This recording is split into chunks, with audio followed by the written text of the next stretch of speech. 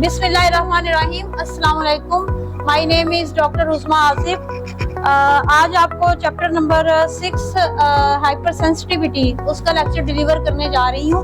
तो इसमें हम पढ़ते हैं हाइपर सेंसिटिविटी के बारे में। हाइपर सेंसिटिविटी क्या है, एलर्जी के टॉपिक को ज़्यादा ये कवर कर रहा है। एलर्जी क्या है,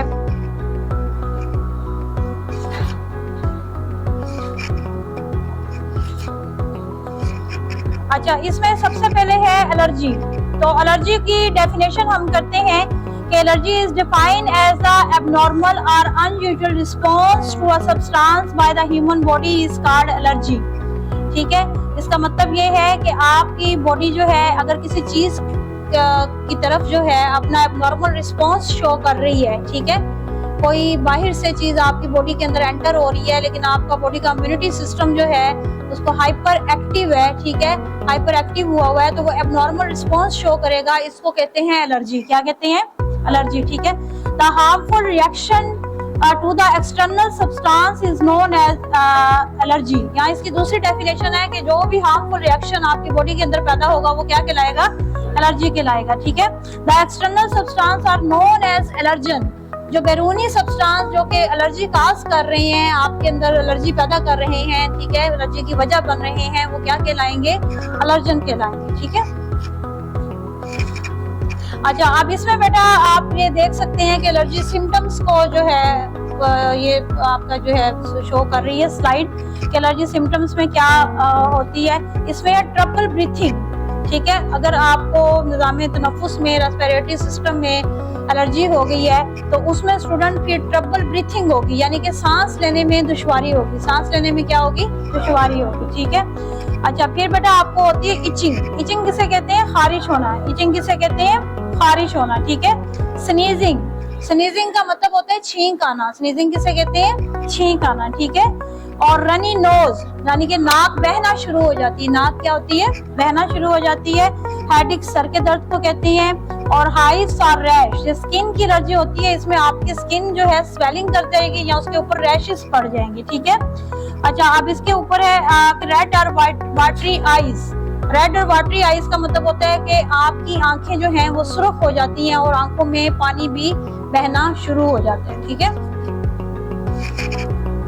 अच्छा अब इसमें बेटा हमारे पास जो है एलर्जी की मुख्तलिफ जो है वो टाइप्स होती हैं। तो अब इसमें जो है मैंने आपको पढ़ाया था, इनहेलेंट एलर्जी होती है, फूड एलर्जी होती है, ठीक है, जिसको इंडस्ट्रियल एलर्जन कहते हैं। इसके अलावा आपके पास जो है कॉन्टैक्ट एलर्जन होते हैं, इंजेक्टेबल एलर्जन होते हैं। तो ये फूड एलर्जी के ना कुछ उन्होंने आइटम्स बताए हुए हैं जो कि फूड एलर्जी काज करते हैं। ये क्या कहलाएंगे? Food allergen. क्या कहलाएंगे?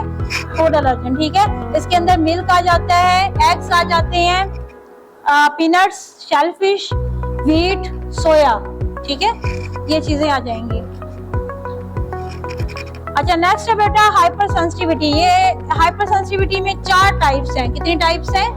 4 टाइप्स हैं। ठीक है, तो इसमें हमारे पास टाइप 1, टाइप 2, टाइप 3 और टाइप 4। सबसे पहले हम टाइप 1 पढ़ेंगे। टाइप 1 जो है ये इसके अंदर इसको आप एलर्जी कहते हैं या इमीडिएट एलर्जी कहते हैं। ठीक है, और टाइप 2 को आप साइटोटॉक्सिक या ये जो है एंटीबॉडी डिपेंडेंट साइटोटॉक्सिसिटी इसको कहते हैं। टाइप 3 में आपके पास आ जाती है सीरम सिकनेस। कौन सी आ जाती है? Serum sickness. ठीक है, और टाइप 4 को आप कहते हैं डिले टाइप हाइपर सेंसिटिविटी। क्या कहते हैं? Delay type hyper sensitivity. ठीक है, तो इसके मुख्तलिफ मैकेनिज्म है, लेकिन ये है कि ये चारों जो हैं टाइप्स को हम हाइपर सेंसिटिविटी के अंदर कंसीडर करते हैं कि 4 किस्म के रिएक्शन होते हैं, जिसमें फर्स्ट एलर्जी है, दूसरा एंटीबॉडी डिपेंडेंट साइटोटॉक्सिसिटी है, तीसरा सीरम सिकनेस है, चौथा जो है डिले टाइप हाइपर सेंसिटिविटी है। नेक्स्ट है हाइपर सेंसिटिविटी। आप हाइपर सेंसिटिविटी की तरफ आते हैं कि हाइपर सेंसिटिविटी जो है refers to undesirable reaction produced by the normal immune system including allergens and the auto immunity. ठीक है, अच्छा अब इसमें जो है ये होता है कि बेटा हाइपर सेंसिटिविटी आपकी बॉडी के अंदर जो है आपका नॉर्मल इम्यून सिस्टम जो है वो कोई ओवर रिएक्शन शो कर रहा है। ठीक है, हाइपर एक्टिव हुआ है, अनडिजायरेबल रिएक्शन शो करता है। उसमें 2 चीजें इन्वॉल्व हो सकती हैं। एलर्जन हो सकते हैं कि बाहर से कोई चीज आ रही है उसकी वजह से आपका सिस्टम ओवर एक्टिव हो गया, और ऑटोइम्यून। ऑटोइम्यून का क्या मतलब होता है कि आपकी बॉडी के इम्यूनिटी सिस्टम के अंदर की कोई डिजीज है, अंदर की क्या चीज है? कोई डिजीज है, ठीक है। ऑटो इम्यूनिटी का मतलब होता है कि इम्यूनिटी सिस्टम का कोई डिफेक्ट है। दीज रिएक्शन में बी डैमेजिंग, अनकंफर्टेबल और ओकेजनली फैटल। अब ये रिएक्शन बेटा नुकसानदेह हो सकते हैं, आपको बेसुकूनी पैदा कर सकते हैं। इसके अलावा बहुत ज्यादा ओकेजनली फैटल का मतलब होता है कि कभी कभार इतने खतरनाक भी हो सकते हैं कि डेथ भी हो सकती है। क्या हो सकती है? डेथ हो सकती है, ठीक है। अच्छा, अब इसमें टाइप्स ऑफ एलर्जीज बताई हुई हैं कि एलर्जी कितनी टाइप की होती हैं, ये भी मैं सारा आपको पढ़ा चुकी हूँ कि कॉन्टैक्ट एलर्जन क्या होते हैं, इंडस्ट्रियल एलर्जन क्या होते हैं, ठीक है। इंजेक्शन में क्या चीजें आती हैं, इनहेलेशन में क्या चीज, कुछ चीजें सांस के जरिए आपके जो है रेस्पिरेटरी सिस्टम में दाखिल हो जाती हैं, वो एलर्जी काज करती हैं। उसमें मेरा डस्ट आ जाते हैं, पोलन आ जाते हैं, ठीक है। अच्छा, मोल्ड्स वगैरह आ जाते हैं। इसके अलावा जो है एनिमल्स डेंडर वगैरह आ जाती है। तो ये जो है अगर आप इनहेल करते हैं तो क्या होगी, आपको एलर्जी हो सकती है। अच्छा, फूड के अंदर जैसे मैंने आपको बताया था कि मिल्क आ जाता है, ठीक है। इसके अलावा जो है कुछ लोगों को मिल्क से एलर्जी होती है, कुछ को एग से होती है, कुछ को नट्स वगैरह से होती है।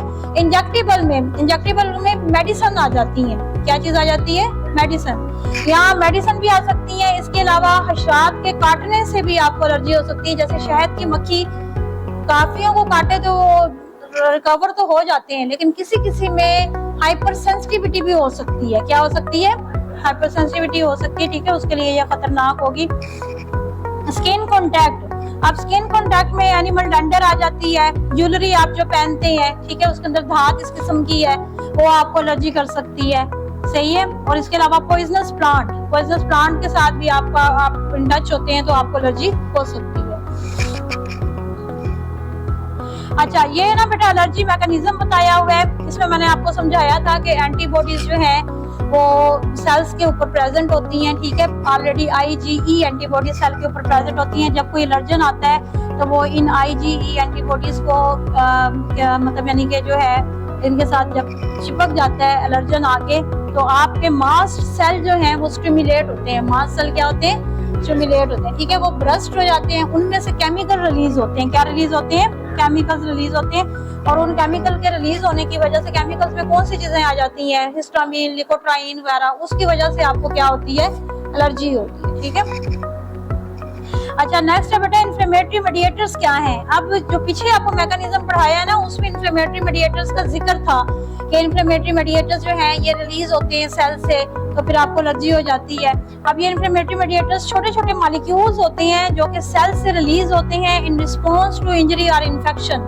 जब आपको किसी भी किस्म की इंजरी या इन्फेक्शन होता है तो सेल से ये छोटे छोटे मॉलिक्यूल रिलीज होते हैं जिनको कहते हैं इन्फ्लेमेटरी मेडिएटर्स। क्या कहते हैं इनको? ये एक अहम रोल अदा करते हैं आपके जो है रिस्पॉन्स को शो करने में, ठीक है। अब रिस्पॉन्स क्या होता है? पहले इन्फेक्शन होता है, बाद में आपके सेल रिपेयर भी हो जाते हैं। क्या हो जाते हैं? रिपेयर हो जाते हैं, ठीक है।